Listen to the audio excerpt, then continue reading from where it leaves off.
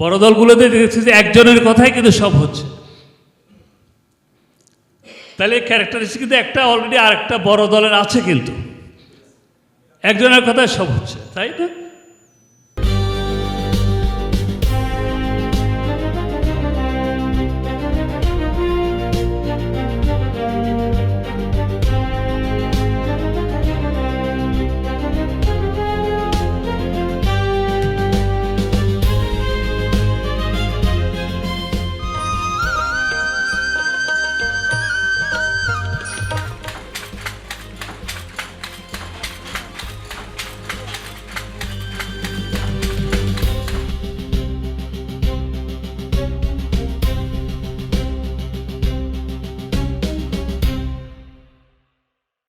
বিশেষ অতিথিবৃন্দ এবং সুধীবৃন্দ, আসসালামু আলাইকুম। আমি আজকে এই মে দিবস উপলক্ষে একটু আলোচনা করব। সবাই অনেক আলোচনা করেছে এবং এই শ্রমিক সম্বন্ধে একটা দুইটা কথা বলবো খুবই সংক্ষেপে। এই পৃথিবীতে মানব সভ্যতার যত উন্নতি হয়েছে হাজার বছর ধরে, সব উন্নয়নের পিছনে কিন্তু শ্রমিকরা। শ্রমিক ছাড়া কিন্তু কোনো উন্নয়ন কোনো দেশে কখনো হয়নি, হবেও না। তো কিন্তু আমরা শ্রমিকদের অধিকারের জন্য বারবার রক্ত দিতে হয়েছে।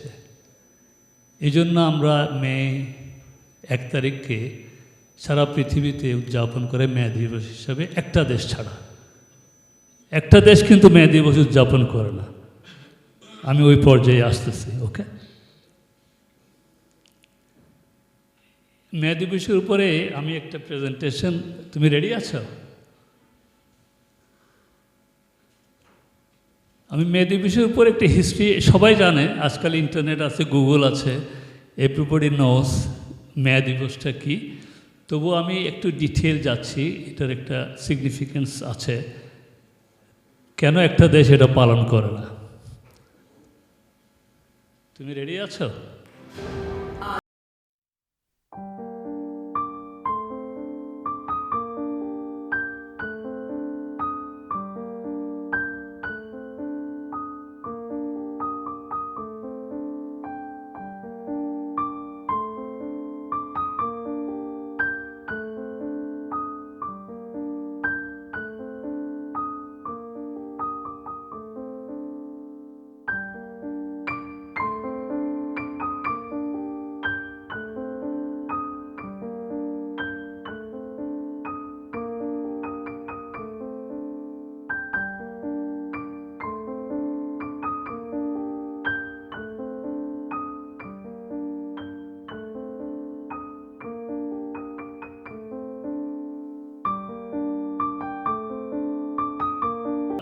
ওই মের 1 তারিখ থেকে, আচ্ছা আমি একটু ব্যাকগ্রাউন্ডে যাই, এটা বন্ধ করো। ওকে, ওরা মের 1 তারিখে 1884 সালে ওরা সারা আমেরিকার সমস্ত শ্রমিক সংগঠনগুলো একত্রিত হয়ে সিদ্ধান্ত নিল 1886 সালের মের 1 তারিখ থেকে ওরা 8 ঘন্টার বেশি কাজ করবে না। এর আগে ওরা প্রায় 12 ঘন্টা কাজ করতো, সপ্তাহে 6 দিন, তো 72 ঘন্টা বা 60 ঘন্টা কাজ ছিল।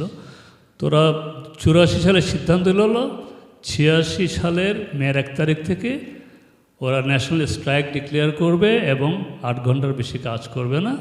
আমরা সবাই জানি 8 ঘন্টা কাজ করব, 8 ঘন্টা আমাদের নিজেদের সময়, যা ইচ্ছে তাই করবো 8 ঘন্টা, বাকি 8 ঘন্টা ঘুমাবো।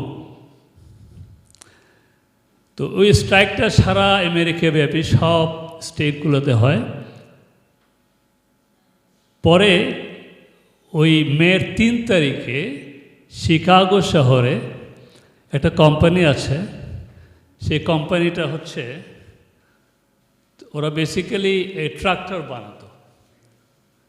তো ওরা ডিসাইড করলো ওরা আন্দোলন করবে শিকাগো শহরে মের 3 তারিখে। ওটা হচ্ছে হে মার্কেট স্কোয়ার নামে একটা জায়গা আছে, আমাদের এখানে যেরকম ঢাকায় মতিঝিল আছে ওইরকম একটা স্কোয়ারে, হে মার্কেট স্কোয়ারে ওরা আন্দোলন করবে। তো মালিক পক্ষের এবং সরকার ওদেরকে সাপোর্ট করে নাই, খুব পিসফুল ছিল আন্দোলনটা। এই আন্দোলনেই কিন্তু এই গানটা ওরা করতেছিল। এই যে গানটা দিয়ে যে আমি শুরু করলাম, ওই গানটা কিন্তু ওই আন্দোলনে গান করে না, স্লোগান দেয় না, ওই গানটা ওরা করতেছিল আর কি। তখন পুলিশ ওদের উপরে গুলি চালায়, এটা আমরা সবাই জানি, তবু আমি বলতেছি আর কি। পুলিশ ওদের উপরে গুলি চালায়, 2 জন শ্রমিক মারা যায়। তখন 2 জন শ্রমিক মারা যাওয়ার পরে তখন পরের দিন শ্রমিকরা মিলে বলল যে এটার বিরুদ্ধে কেন আমাদের এই পিসফুল আন্দোলনে কেন আমাদেরকে গুলি চালানো হলো, বলে ওরা আবার আন্দোলন করে আরও বড় আকারে। তখন ওরা পিসফুল ছিল, তো আন্দোলনটা অলমোস্ট শেষের দিকে চলে আসছে। তখন পুলিশ আবার ওদেরকে মানে ছত্রছাঙ্গ করার চেষ্টা করছে। তখন একটা বম ওখানে ফাটানো হয়, ওটা কে ফাটছে এখনও কেউ জানে না। ওটা পরে ওইখানেও অনেক পুলিশও মারা যায় এবং শ্রমিকও মারা যায়। পরে ওই আন্দোলনের জন্য ওটা কোর্টে কেস হয়ে অনেকে ফাঁসি দেওয়া হয় অনেক শ্রমিককে। আচ্ছা, আমি যেটা কথাটা বলতেছিলাম যে একটা দেশ কিন্তু মে দিবসটা পালন করে না, সেটা হচ্ছে দেশেই আন্দোলনটা হয়েছে, ওই দেশটা কিন্তু মে দিবস পালন করে না। অর্থাৎ আমেরিকা মে দিবস অফিসিয়ালি পালন করে না। এরপরে যখন প্রেসিডেন্ট আসে, প্রেসিডেন্ট হচ্ছে প্রায় 8 বছর পরে, প্রেসিডেন্টের নামটা আমি বলতেছি গ্রোভার ক্লিভল্যান্ড। তো 1894 সালে ও বলল যে যেহেতু এই শ্রমিক আন্দোলনটার সাথে সমাজতন্ত্রের একটা সম্পর্ক আছে, তো আমেরিকার সমাজতন্ত্র বললে কিন্তু ওদের গা জ্বালা করে, যেহেতু সমাজতন্ত্রের সাথে সম্পর্ক আছে ওরা মে দিবস পালন করবে না। তো ওরা করলো কি, ওরা সেপ্টেম্বরের প্রথম সোমবার লেবার ডে দিল। তার মানে সারা পৃথিবী মে দিবস পালন করে, আমেরিকা করে লেবার ডে সেপ্টেম্বর মাসের প্রথম সোমবার। ওটা যেহেতু ওদের প্রেসিডেন্ট ডিসাইড করলো যে এই মে দিবসটা সাথে একটা সমাজতন্ত্রের, একটা লেবার রাইটসের, শ্রমিকদের অধিকারের একটা ব্যাপার আছে, ওরা শ্রমিকদের অধিকার বললে ওদের কিন্তু গা জ্বালা করে। ওরা সবসময়, যেহেতু ওরা ক্যাপিটালিস্ট সোসাইটি, ওই জন্য ওরা ওই মে দিবসকে পালন করবে না, ওরা ওটা সেপ্টেম্বরে পালন করবে লেবার ডে হিসাবে। তো এই হচ্ছে এই মে ডের একটা মানে রেড স্পট। যে দেশে মে ডেটা হয়েছে ওই দেশ মে ডে পালন করে না। আচ্ছা, আমি আর বেশিক্ষণ কথা বলবো না, এটাই হচ্ছে মে ডের হিস্ট্রিটা। ওকে, এটা অনেকে জানে না, ওই জন্য আমি বললাম আপনাদেরকে। হ্যাঁ, অনেকেই এই ব্যাপারটা কিন্তু জানে না। আচ্ছা, এখন এই শ্রমিকরা যদি না থাকে, আমি শুরুতেই বলেছি পৃথিবীর কোনো উন্নয়ন হতো না। এখানে আপনি যেখানে একটা ব্রিজ বলেন, হাইওয়ে বলেন, যেটাই বলেন, আপনি শ্রমিক না হলে কিন্তু কিছু হয় না। কিন্তু এই উন্নয়ন যত কিছু হয়েছে সারা পৃথিবীতে, শুধু 1% মানুষ কিন্তু এটার বেনিফিট পেয়েছে। বাংলাদেশে 1%-এরও কম বলবো আমি, সারা পৃথিবীতে কিন্তু 1% মানুষ বেনিফিট পেয়েছে, 99% কিন্তু এই উন্নয়নের কোনো বেনিফিট পায় নাই। তো এই জন্য সিরাজ আলম খান সেন্টারের একটা কাজ হচ্ছে শ্রমিকদের এবং কৃষকদের দাবি আদায়ের জন্য আগামী দিনে যে সরকারেই আসুক আমরা চাপ প্রয়োগ করব। আমরা জানি নির্বাচনের আগে সবাই বলে আমরা সব কিছু করব, তোমরা আমার ভাই, শ্রমিকরা আমার ভাই, কৃষকরা আমার ভাই, সব কিছু করবো, ভাই বোন বা। কিন্তু নির্বাচনের পরে যখন ওরা পার্লামেন্টে যায় ওই দাবির আর কোনো কথা আসে না। ওই জন্য এই সেন্টারে একটা কাজ হচ্ছে, আমরা এই পার্লামেন্টে যারা থাকবে বা বিভিন্ন গভর্নমেন্ট অফিসিয়ালি যারা থাকবে, আমরা এখান থেকে চাপ প্রয়োগ করব সিরাজ আলম খান সেন্টারের মাধ্যমে শ্রমিক এবং কৃষকদের দাবি আদায়ের জন্য। আরেকটা কথা হচ্ছে,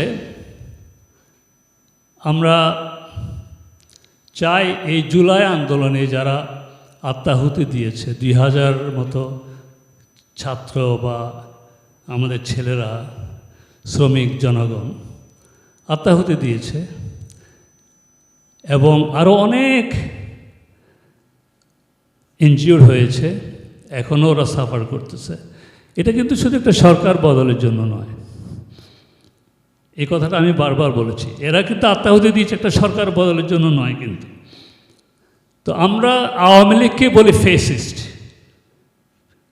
ফেসিস্টের কিন্তু 3টা ডেফিনিশন আছে। কেমনে ফেসিস্ট হয় একটা সরকার, সেটা হচ্ছে ওদের একটা ডিকটেটর থাকতে হবে। তো হাসিনা ওয়াজ এ ডিকটেটর, রাইট? তারপর হচ্ছে ওরা ন্যাশনালিস্টিক, আমরাই পৃথিবীর সেরা, আমরাই সবচেয়ে ভালো, আমার আন্ডারে উন্নতি হচ্ছে, ওটা হচ্ছে আরেকটা ক্যারেক্টারিস্টিক্স। থার্ড ক্যারেক্টারিস্টিক্স হচ্ছে ওদেরকে জি হুজুর যারা বলবে না ওদেরকে ধ্বংস করে দেবে। এই 3টে ক্যারেক্টারিস্টিক্স যদিও থাকে, ওটাকে বলে ফেসিজম। আমরা সবাই জানি, তবু আমি জিনিসটা রিপিট করতেছি, ওকে? আমরা সবাই জানি ফেসিজম জিনিসটা কি। তো এখন প্রশ্নটা আসতেছে যে আগামী দিনে যে সরকারগুলো আসবে, এই 3টে ক্যারেক্টারিস্টিক্সের মধ্যে আমি 2টা ক্যারেক্টারিস্টিক্স কিন্তু দেখতেছি বড় দলগুলোতে। বড় দলগুলোতে দেখতেছি যে একজনের কথাই কিন্তু সব হচ্ছে। তাহলে এই ক্যারেক্টারিস্টিক কিন্তু একটা অলরেডি আরেকটা বড় দলের আছে, কিন্তু একজনের কথাই সব হচ্ছে, তাই না? তারপরেও জাতীয়তাবাদ বা এটাও আমরা সবচেয়ে বড়, ওটাও আছে। যে জিনিসটা ওদের কাছে নাই সেটা হচ্ছে ফেসিজমের, সেটা হচ্ছে জোর করে বিরোধী দলের গলা চিপে ধরাটা ওদের নাই, ওকে? তাইলে ওরা ফেসিস্ট না। তো আমরা আমাদের সিরাজ আলম খান সেন্টারের পক্ষ থেকে আমরাও বলবো, আপনারা যদি গণতন্ত্রকে এতই ভালোবাসেন, আপনারা পার্টির ভিতরে গণতন্ত্র প্রতিষ্ঠা করেন। পার্টির ভিতরে যদি গণতন্ত্র না থাকে, তাহলে আপনাদের কিসের গণতন্ত্র? তো ওই জন্য আমরা বলছি, এই যে ফিউচারে আপনারা যে বিভিন্ন নমিনিগুলো দেবেন, বড় বড় দলগুলো ইনক্লুডিং এনসিপি, আপনারা ওই এরিয়ার মানুষের ওপিনিয়ন নিয়ে নমিনেশন দিতে হবে। ওই সেন্টারে বসে টাকা নিয়ে নমিনেশন দেওয়া, লন্ডনে বসে হোক বা এখানে বসে হোক, ওই জিনিসটা আমরা মানব না কোনো অবস্থাতেই। ওই এরিয়ার কর্মীদের ডিসিশনেই ওই নমিনেশনগুলো আসতে হবে। ঠিক বলেছি আমরা? ওকে। সেকেন্ডলি, আমরা বলবো যে আমরা চাই এই পার্লামেন্টে শ্রমিকদের প্রতিনিধি থাকতে হবে, কৃষকদের প্রতিনিধি থাকতে হবে। এসব এদের প্রতিনিধিগুলো যে না থাকে, এদের কথা কে বলবে? ওদের ভোট তো নিয়ে চলে গেল, এই প্রতিনিধিগুলো থাকতে হবে। তাহলে আমরা সিরাজ আলম খান সেন্টার মনে করে দ্বিকক্ষ বিশিষ্ট পার্লামেন্ট হলে খুবই ভালো হয়। যেটাই হোক, ওদের যেই সিস্টেমে ওরা আসুক, শ্রমিক এবং কৃষকদের প্রতিনিধিত্ব থাকতে হবে পার্লামেন্টে। আচ্ছা, এটা একটা গেল। তারপরে আরেকটা হচ্ছে, আপনার পরপর 2বারের প্রধানমন্ত্রী একজন মানুষ হতে পারবে না। এটা একটা বড় দলের অভ্যুত্থানটা হচ্ছে আগস্টের 5 তারিখে না, শেষ হলো। সেপ্টেম্বরে একজন বলল ঠিক আছে, বড় দলের বড় ব্যক্তি বলল আমরা 2বারের পরপর প্রধানমন্ত্রী হবে না, এটা আমরা মানতেছি, আমাদেরও প্রস্তাব। কিন্তু আমি 2 সপ্তাহ আগে দেখলাম ওরা ওটার থেকে সরে গেছে। তার মানে আপনারা ক্ষমতায় যাওয়ার পরে আপনারা কোনো কিছুই চেঞ্জ করবেন না।